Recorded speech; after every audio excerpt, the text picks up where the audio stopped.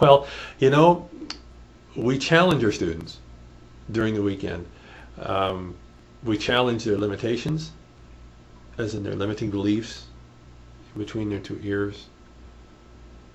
We cause them to stretch what is possible.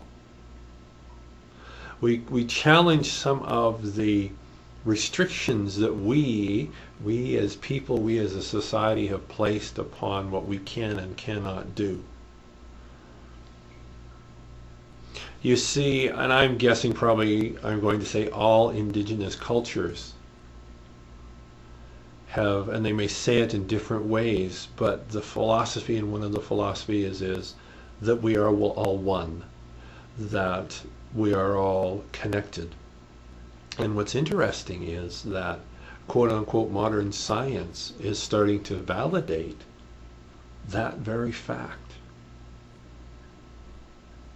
That at a very root and basic level, and I almost hate to say it because it's become a cliche, but at a quantum level, quantum being very, very, very, very small, we really are connected. And they've actually been able to watch energy transferring back and forth between living beings. The one article I read talked about plants. They had two plants, and they could actually watch, and I believe they were actually able to capture, whether it's on photos or video, light transferring back and forth between the two plants. And so there's always energy transferring back and forth. Just because we can't see it does not mean it's not there. Now here's a really interesting thing. You know, us humans, we are an interesting species. You know, for this instance, this video, whoever happens to be watching this video,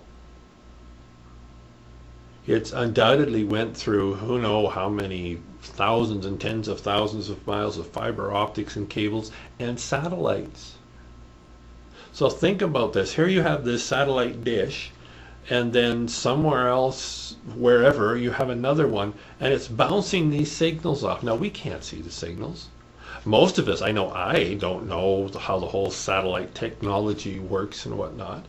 But just because I don't understand exactly how it works, and just because I don't see it or can't see it with my eye, does not mean it's not there. Cell phones, I mean, we all have cell phones now, right?